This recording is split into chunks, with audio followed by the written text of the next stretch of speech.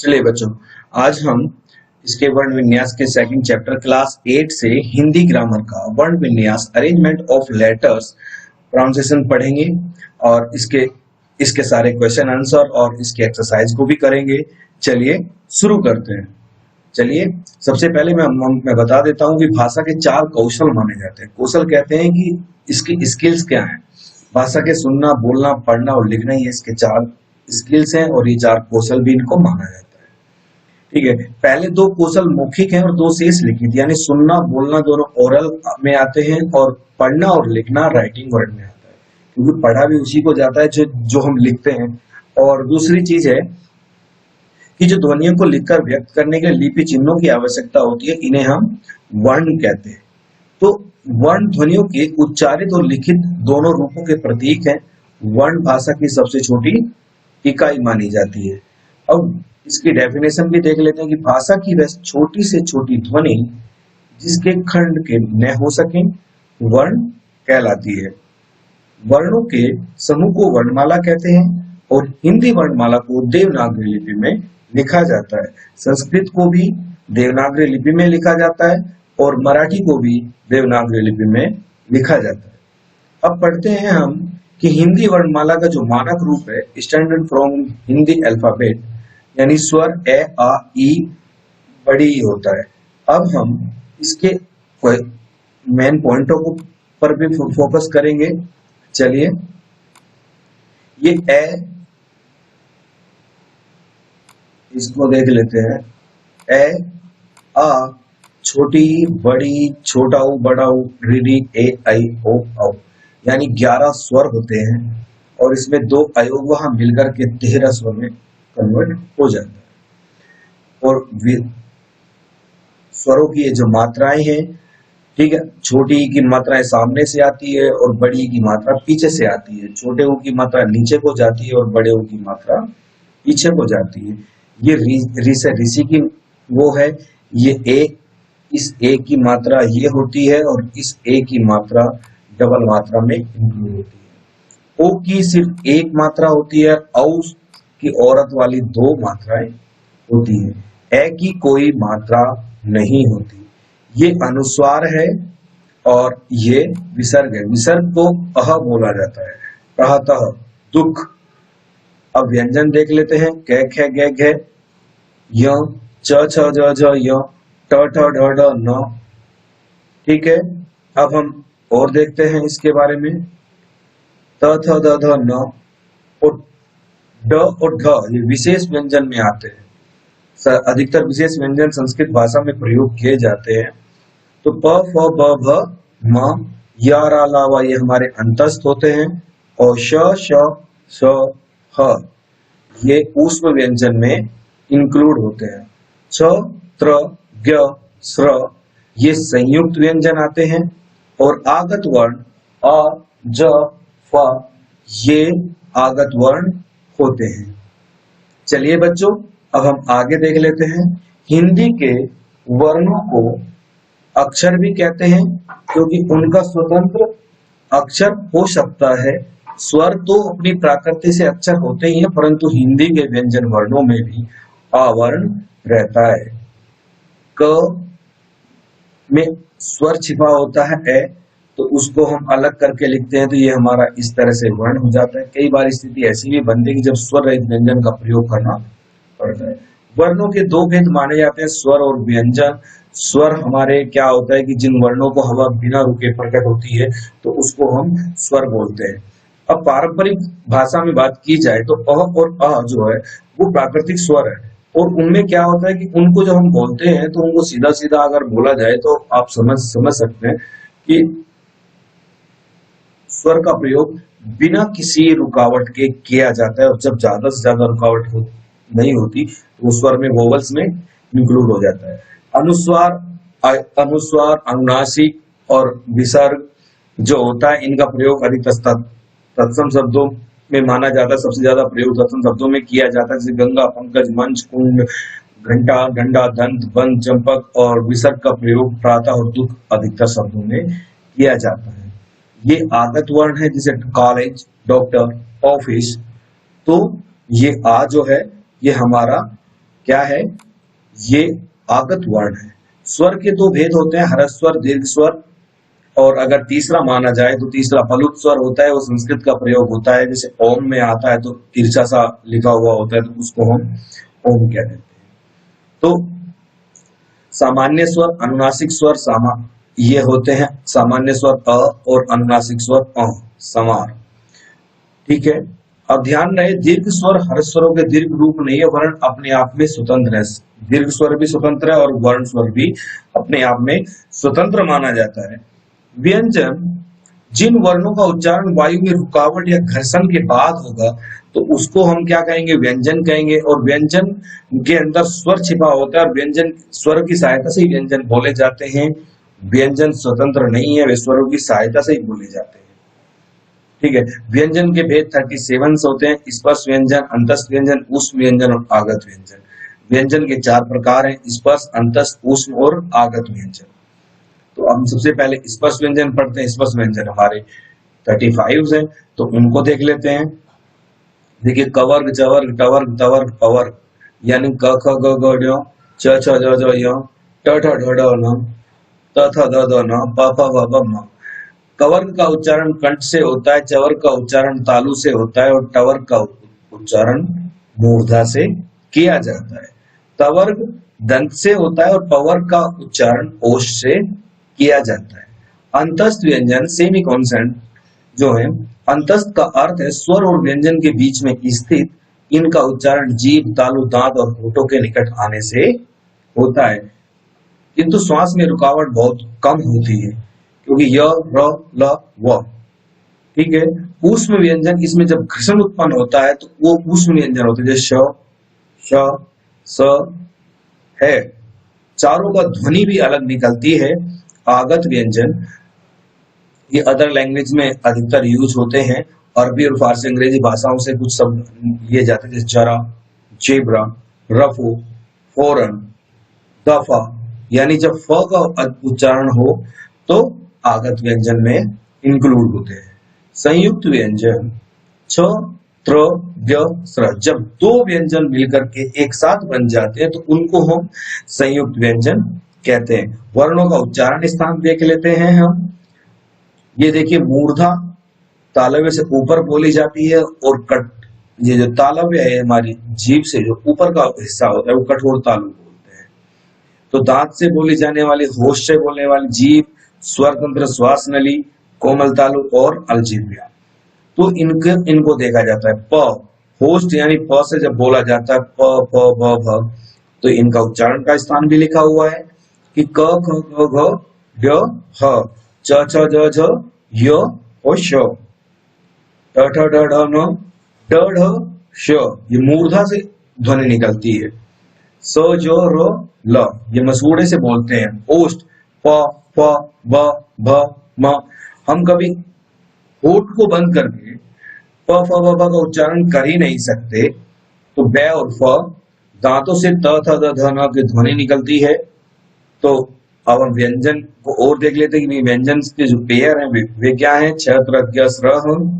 और अगर इसमें आगे देखा जाए, नीचे कुछ शब्द दिए गए हैं जिनमें व्यंजन जो है द्वित्व व्यंजन गुच्छ, यानी जब दो व्यंजन एक साथ मिल जाते हैं और वे आधे आधे हो, व्यंजन का मतलब ही आधा होता है जब स्वर नहीं होता उसके अंदर।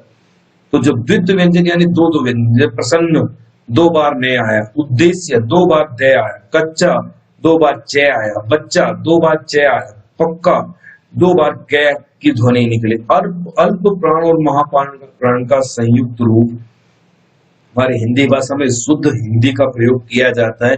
और क्लास 9th और 10th के अकॉर्डिंग अगर देखा जाए तो शुद्ध हिंदी को बच्चे को शुरुआत से ही हिंदी पर पूर्ण रूप से ज्ञान जानकारी होनी चाहिए। और बेसिक नॉलेज क्लास 10th या 9th में जाकर के नहीं हो पाती, वो हम इसी स्टैंडर्ड से क्लास 6, 7, 8 से स्टैंडर्ड से होना चाहिए, ताकि तब तक जाकर के हमारी बच्चा एक अपनी ग्रोथ बनाए। बलाघात का वहां जब बलपूर्वक कार्य करते हैं, ठीक है, उन्हें बलाघात कहते हैं। यानी जब किसी शब्द पर जोर दिया जाए, तुम्हें क्या दे सकते हैं? अच्छा, तो राम मिठाई खाएगा? सीता खेल रही थी, यानी क्वेश्चन मार्क लग जाता है। सीता खेल रही थी और सीता खेल रही थी, यानी आप अगर क्वेश्चन मार्क लगा रहे सेम वाक्य पर जब बलाघात का प्रयोग करते हैं तो क्वेश्चन मार्क में इंक्लूड हो जाता है। चलिए, ये ही और निपात का भी ज्यादा बलाघात होता है। राम ही खेल सकता है, वह स्कूल से ही भाग गया, तुम भी वहां जाओगे। यानी क्वेश्चंस आ जाता है शब्द बलाघात और वाक्य बलाघात। ये वाक्य बलाघात थे, पर ऊपर जो था ये शब्द पर बलाघात है, यानी शब्द पर बल का प्रयोग करना, तो वे प्रश्न चिन्ह में पहुंच जाते हैं। चलिए बच्चों, संगम को देख लेते हैं। संगम क्या होता है कि संगम गचिन प्लस के साथ होता है। संगम का मतलब एक चीज और होता है कि एक साथ पढ़ना या कहाँ थोड़ा रुकना, कहाँ थोड़ा ठहरना होता है।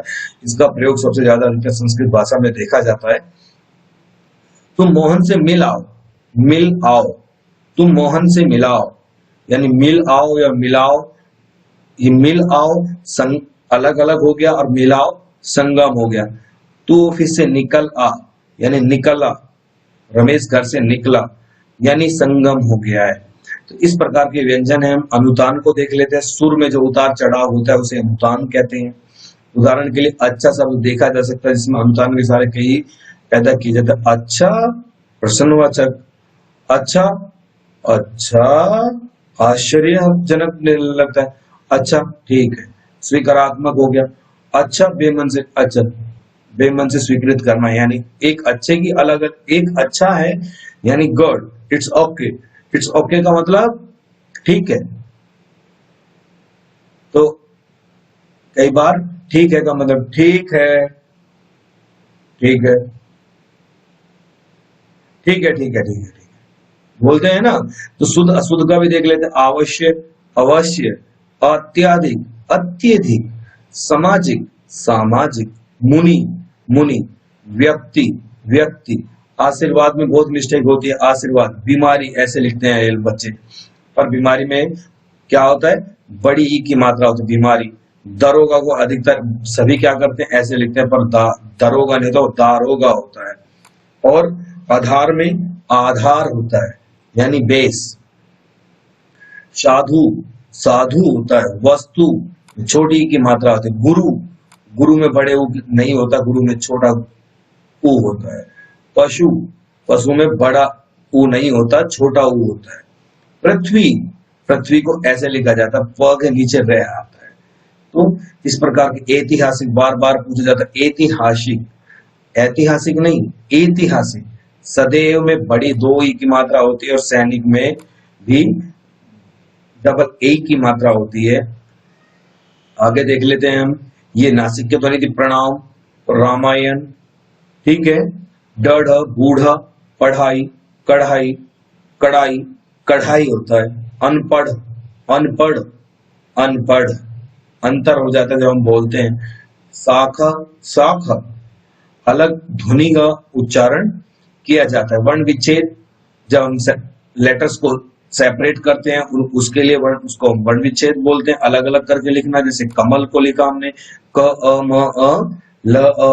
भारतीय को देखो भ, भ के अंदर क्या है, भा है, तो भ के अंदर आ स्वर हो गया, वो अलग करके लिखेंगे।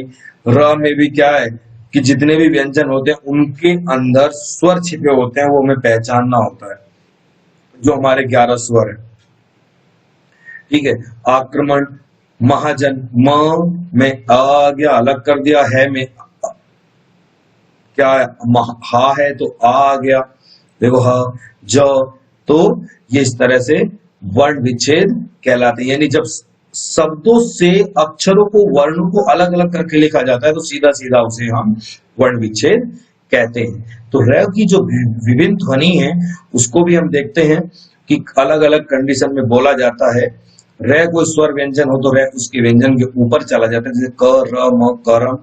यदि व्यंजन में कोई मात्रा हो तो रेफ के रूप में मात्रा के साथ लगता है, जैसे वर्षो, सर्वोदय, पार्किंग में। चलिए हम और देख लेते हैं। जब स्वर द और है स्वर सहित रह के साथ उच्चारण होते हैं तो हलंत का प्रयोग होता है। ये जो चिन्ह है ये हलंत का चिन्ह, हलंत के रूप में, जैसे हाश, ठीक है, आपने पढ़ा। अब मेन जो इंपॉर्टेंट है उनको देख लेते हैं हम। वर्ण भाषा की सबसे छोटी इकाई है और इसके टुकड़े नहीं किए जा सकते। यानी ये भी कह सकते हैं कि अवर्ण यानी कि अक्षर भाषा की सबसे छोटी इकाई है। या यूं कहें कि अक्षर ही भाषा की जन्मदाता है, अक्षर से ही भाषा का निर्माण होता है। इसके खंड नहीं हो सकते, पार्टीशन नहीं किया जा सकता, सब पार्टीशन का सबसे छोटा हिस्सा माना जाता है। वर्ण दो प्रकार के होते हैं, स्वर और व्यंजन, और वर्णों के व्यवस्थित समूह को जब हम लिखते हैं बराबर में तो उसको हम क्या कह सकते हैं, उसको हम वर्णमाला कहते हैं। तो स्वर के दो भेद होते हैं, ह्रस्व और दीर्घ स्वर। जब स्वर को व्यंजन के साथ लिखा जाता है तब उसकी मात्रा का प्रयोग होता है। व्यंजनों के उच्चारण में वायु मुख से रुकावट या घर्षण के बाहर निकलती है तो उसे हम क्या कहते हैं, व्यंजन कहते हैं। व्यंजन के भेद स्पष्ट, अंतस्थ, ऊष्म, आगत और संयुक्त होते हैं। व्यंजन के भेद 4 बताए गए हैं, स्पष्ट व्यंजन, अंतस्थ व्यंजन, ऊष्म व्यंजन, आगत व्यंजन, और संयुक्त व्यंजन भी इसमें व्यंजन के भेद में इंक्लूड होता है। परंतु संयुक्त व्यंजन का प्रयोग अधिकतर संस्कृत भाषा में प्रयुक्त होता है, पर हिंदी में भी बहुत से शब्द आ जाते हैं। प्रसन्न, बच्चा, यानी जब दो संयुक्त व्यंजन दो अक्षरों से दो व्यंजनों के साथ मिलकर के बनता है उसे हम संयुक्त कहते हैं। जैसे क्षत्रिय, छ, क और श मिलकर के बनता है।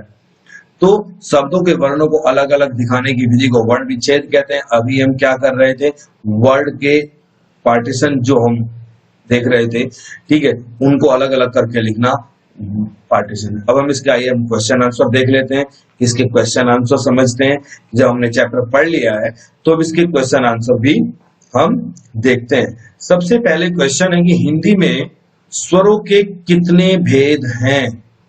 पहला क्वेश्चन, स्वरों में कितने भेद हैं। चलिए हम इसे हटा देते हैं। हिंदी में स्वरों के कितने भेद हैं, तो हिंदी में स्वरों के 2 भेद हैं, ह्रस्व और दीर्घ। ओके, तो दूसरा देख लेते हैं अब हम फिर से। चलिए, बोलने के क्रम में कि सुर में जो उतार चढ़ाव होता है उसे हम क्या कहते हैं, उसे हम अनुतान कहते हैं। यानी बोलने और उतरने चढ़ने को अनुतान कहते हैं। ठीक है, प, फ, ब, भ और म, प, प ओष्ठ है, यानी होठों से ध्वनि निकल रही है। कौन सा रूप सही है, अत्यधिक, अत्याधिक, अत्यधिक, अत्यधिक। क बिल्कुल सही है। ज कैसा वर्ण है, ज कैसा वर्ण है। जय को अगर देखा जाए तो जय सबको पता है कि आगत वर्ण है। ज आगत वर्ण है। जय को क्या कहेंगे, ज आगत वर्ण है। चलिए, जय को हमने क्या माना, आगत वर्ण, क्योंकि इसमें ज। च का उच्चारण स्थान कहां से होता है, तो च का उच्चारण स्थान तालु से होता है। श, श, श, ह कैसे व्यंजन है, अरे ऊष्म व्यंजन है क्योंकि घर्षण हो रहा है। स्पष्ट व्यंजन एक सबसे कम घर्षण वाले व्यंजनों को कहते हैं। टवर्ग किस उच्चारण से बोला जाता है, अभी हम पढ़ रहे थे कि ट को कहां से बोला जाता है, मूर्धा से बोला जाता है। हरस स्वर के उच्चारण में, हरस स्वर पूछा है, उच्चारण में कम उच्चारण में ज्यादा समय लगता है, दुगना समय लगता है, कोई नहीं। अरे सबसे कम समय लगेगा हरस स्वर में, क्योंकि सबसे छोटा ए, उ, ई, तो सबसे कम स्वर लगता है। तो ये हमारे क्वेश्चंस थे। अब हम आगे के क्वेश्चन भी देखते हैं। चलिए, इनको भी हम देख लेते हैं, बोधात्मक प्रश्न। अब हम इनको भी पढ़ेंगे। चलिए अब हम इसके बोधात्मक क्वेश्चन भी देखते हैं। सबसे पहला क्वेश्चन है, वर्ण की परिभाषा बताते हुए उसके भेदों का उल्लेख करें। तो उसको भी देख लेते हैं हम। सब लिखा हुआ है, भाषा की वह छोटी से छोटी ध्वनि जिसके खंड न हो सके वर्ण कहलाती है। वर्ण के 2 भेद होते हैं, स्वर और व्यंजन। तो वर्ण की परिभाषा बताते उसके भेदों का उल्लेख करें। पहला क्वेश्चन है, जब वर्णों के उच्चारण में हवा मुंह से बिना किसी रुकावट के निकलती है उन्हें स्वर कहते हैं। क्लास 8 के बच्चे इन क्वेश्चन को अपनी हिंदी ग्रामर की नोटबुक में लिखेंगे, जैसे ए, आ, छोटी, बड़ी, छोटा, बड़ा, रील, ए, पे, ओ, औ, औ, अह। ठीक है, ये स्वर हो गए। अब इसमें क्या है कि व्यंजन भी होते हैं, तो उनको भी देख लेते हैं हम। ये देखिए, व्यंजन आ गया है, तो उसको भी देखेंगे। जब वर्णों के उच्चारण में हवा रुकावट या घर्षण के मुंह से बाहर निकलती है, तो उन्हें हम क्या कहते हैं? व्यंजन कहते हैं। और व्यंजनों का उच्चारण सदैव स्वर की सहायता से होता है। जैसे क में अ छुपा होता है, यानी हर व्यंजन में क्या है कि स्वर छुप जाता है, तो वैसे ही यहाँ पर सभी व्यंजन में स्वरों का योग होता है, और स्वरों के योग से व्यंजन को हम बोल सकते हैं। व्यंजन का उच्चारण नहीं किया जा सकता। आधे न का उच्चारण आप कैसे करेंगे? आधे पे का उच्चारण आप कैसे कर सकते हैं? तो स्वर का सहायता से तो किया जा सकता है। सेकंड क्वेश्चन है कि भाषा की सबसे छोटी इकाई क्या है और क्यों है? भाषा की सबसे छोटी इकाई वर्ण है, यानी अक्षर है। इसके खंड और टुकड़े नहीं हो सकते। ये यूटी के फर्स्ट पेपर में आने वाले क्वेश्चंस हैं। स्वर के कितने भेद हैं? भेदों का नाम लिखें। नेक्स्ट आंसर है इसका ह्रस्वर और दीर्घ स्वर, यानी स्वर में दो भेद होते हैं। अब है वर्ण विच्छेद, किसे कहते हैं?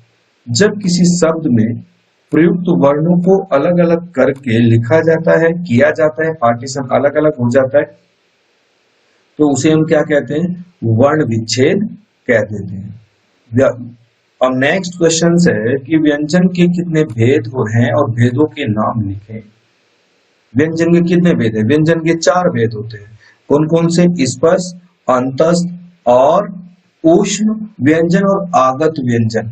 वैसे व्यंजन के क्या है कि अगर मैं इसमें एक व्यंजन और ऐड करूं कि स्पष्ट व्यंजन, अंतस्थ व्यंजन, ऊष्म व्यंजन, आगत व्यंजन, और इसमें एक और ऐड किया जा सकता है संयुक्त व्यंजन, तो व्यंजन के 5 भेद हो जाते हैं।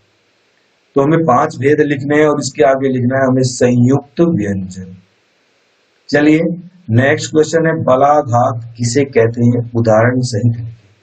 वेरी वेरी इंपॉर्टेंट क्वेश्चंस और बोर्ड में आता है, तो इसको भी देख लेते हैं। किसी शब्द पर या शब्दांश पर, शब्द के अंश पर उच्चारण करते समय हमें श्वास के जो दबाव से जो बल दिया जाता है या जो बल मिलता है, उसे हम क्या कहते हैं? बलाघात कहते हैं। जैसे राम ही खेल सकता है, पेट तो रोटी से भी भर सकता है। उपयुक्त वाक्यों में ही और भी शब्दों पर बलाघात किया गया, यानी बल पर, शब्द पर बल देना, झुकाव देना, वजन देना, या और वजन देते क्या वो लंबा बोला जाएगा। नेक्स्ट है, इसको देख लेते हैं। संगम किसे कहते हैं? उदाहरण सहित लिखें। संगम पदीय सीमाओं को बोध करने वाला संकेत का ही संगम है। संगम को दिखाने के लिए चिन्हों का प्रयोग होता है। तुम मोहन से मिल आओ, यानी मिल आओ अलग हो गया, और तुम कभी मोहन से मिलाओ, यानी मिल आओ, उसको कहते हैं आप मिल आओ, तो यानी आप मिल लो उससे, और मिलाओ माने यानी मुझे भी मिलाओ। तो ये संगम हो जाता है। दो शब्दों को एक साथ यूज करना, दो वर्डों को एक साथ करना, वो संगम कहलाता है। रिक्त, नेक्स्ट क्वेश्चन है कि रिक्त स्थानों की पूर्ति उचित शब्दों से कीजिए। भाषा के कितने कौशल माने जाते हैं? 4 कौशल माने जाते हैं। और इसको अगर हम देखें कि भाषा के कितने कौशल होते हैं? 4 होते हैं। भाषा की सबसे छोटी इकाई क्या है? वर्ण है। तो कितने कौशल है? 4 है। और भाषा की सबसे छोटी इकाई क्या है? वर्ण है। वर्णों के समूह को क्या कहते हैं? वर्णमाला कहते हैं। परंतु ये व्यवस्थित समूह को वर्णमाला कहते हैं। स्वरों के 2 भेद होते हैं, ह्रस्व और दीर्घ होता है। हिंदी में कुल 37 व्यंजन है। बिल्कुल सही है, वैसे तो 35 है, पर 37 2 अयोग वहां मिलकर के 37 हो जाते हैं। तो ये भी ध्यान रखना कि व्यंजन तो सिर्फ 35 है, बट 2 अयोग वहां है। कौन कौन से? एक अनुनासिक, दूसरा अनुस्वार। ठीक है। और अगर इसमें हम एक और लगा देते हैं, यानी अह को, तो उसको भी इंक्लूड किया जा सकता है, परंतु नहीं, 37 ही 37 व्यंजन होते हैं। क ख ग का उच्चारण कंठ से होता है, तालव्य से नहीं होता। क ख ग घ ढ यानी कवर्ग का। प फ ब भ म ओष्ठ, यानी प से ओष्ठ से बोला जाता है। अपने होठ बंद करके आप ट्राई कर सकते हैं, आपको पता चल जाएगा कि प का उच्चारण ओष्ठ से होता है। स, ज, र, ल का उच्चारण मसूड़े से होता है। ये ठीक है। दो या दो से अधिक व्यंजनों का संयुक्त संयुक्त व्यंजन कहलाता है, बिल्कुल सही है। वर्णों को अलग अलग करने की विधि को वर्ण व्यंजन कहते हैं, यानी सब अक्षरों को अलग अलग करने की विधि को क्या कहा जाता है? वर्ण विच्छेद कहा जाता है। चलिए हम आगे देख लेते हैं। निम्नलिखित वाक्यों के सामने सही और गलत का चिन्ह लगाइए। देखिए बिल्कुल सही है, भाषा की सबसे छोटी इकाई वर्ण है कहलाती है, बिल्कुल सही है। हिंदी में स्वरों की संख्या 13 है, नहीं है 11 होती है। ए और अह अयोग वहां है, बिल्कुल सही है। स, श, स, ह अंतस्थ व्यंजन है, नहीं, ये ऊष्म व्यंजन होते हैं। वर्णों के समूह को वर्णमाला कहते हैं, बिल्कुल सही है। हिंदी स्वर दीर्घ स्वर केवल 4 है, नहीं 7 है, 4 तो ह्रस्व स्वर होते हैं। इनको क्या कहा जाता है? नेक्स्ट क्वेश्चन है, छ, त्र, ग, श्र को क्या कहा जाता है? संयुक्त व्यंजन कहा जाता है। फ, ज, अ ध्वनियों को क्या कहा जाता है? आगत व्यंजन कहा जाता है। अ, ए, उ को क्या कहा जाता है? अनुनासिक कहा जाता है, बिल्कुल सही है। य, र, ल, व को इनको अंतस्थ व्यंजन कहते हैं। ये पेपर में आने वाले हैं। स्पर्श व्यंजन क, ख, ग, घ होता है। ऊष्म व्यंजन यानी जब घर्षण उत्पन्न हो तो श, श, श, ह होता है। अंतस्थ, ये यहाँ पर गलत लिखा हुआ है, इन दोनों को य और र होता है। इसको ठीक करना चाहिए तो अभी कर देते हैं। ठीक है, तो एक तो यह होता है और य, र, आर ए र, और क्या होता है? ल और व, राइट। तो य, र, ल, व, ठीक है। अंतस्थ व्यंजन, ठीक है। ह्रस्व स्वर, अगर मैं बात करूं ह्रस्व स्वर की, ह्रस्व स्वर क्या होते हैं? ए, आ, ई, उ होते हैं, ठीक है। ये, र, ल, व नहीं होते, ये गलत, दोनों गलत, इनमें मिस्टेक आई है। तो मैं बता दूं, इन दोनों को आप देखें, य, र, ल, व होता है और ह्रस्व स्वर ए, आ नहीं होता। ह्रस्व स्वर ए, छोटी ई, छोटा ऊ, छोटा री से ऋषि, इनको इंक्लूड किया जाता है। ह्रस्व स्वर सिर्फ 4 होते हैं, दीर्घ स्वर 7 होते हैं। आ, ई, बड़ा ऊ, बड़े, ये बिल्कुल सही है। इनका जो रूप होता है वो लघु रूप ह्रस्व स्वर कहा जाता है। चलिए आगे देख लेते हैं। इन वर्णों के संयोग से बनने वाले 2 शब्द लिखिए। क और श को मिलकर के क्षय बनता है, क्षत्रिय, क्षेत्र। त और र को मिलकर के त्रय बनता है, त्रिशूल, त्रिकोण। त्य, तय और य, त्य, त्याग, प्रत्यय। देखो यहाँ पे तय और ये आया है, यहाँ पे प्रत्यय तय और यह है। स और तस्त यानी आधा व्यंजन है। तय समस्त, पस्त, पस्त माने हार जाना, ठीक है, कि यार वो पस्त हो गया, वो थक गया, यानी एक हार मान लेना। रहीम, अब देखो वर्ण विच्छेद आता है, क्लास 6 7 में भी कराया है वर्ण विच्छेद, आपके नाम से कराया था कि आप अपनी क्लास के बच्चों के नाम से वर्ण विच्छेद करो।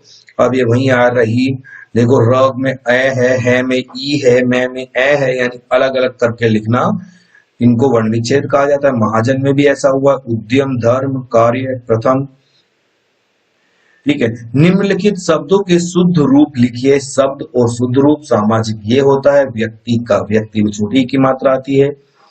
ऐतिहासिक, प्रकाश, क्षमा, मुनि, दयालु, प्रणाम, विश्वास, विश्वास नहीं होता, विश्वास होता है। सैनिक नहीं होता, सैनिक, ठीक है। तो ये आपके क्वेश्चन समाप्त होते हैं। और अगर और भी कोई भी परेशानी है, आपको लगती है कि कोई कठिनाई हमें आपको लग रही है, तो फिर भी आप टीचर से संपर्क कर सकते हैं। और इन सभी को अपनी हिंदी ग्रामर की नोटबुक में लिखें और याद करें। आपके फर्स्ट और सेकंड चैप्टर कंप्लीट हो गए हैं। और थर्ड चैप्टर की वीडियो भी बहुत जल्दी आने वाली है। Thank you very much. जय हिंद, वंदे मातरम। चैनल सब्सक्राइब करना बिल्कुल भी ना भूलें, उससे आपको मैसेज पहुंचता रहेगा। Thank you very much. खुश रहें, घर रहें, सेफ रहें। Thank you. जय हिंद, वंदे मातरम।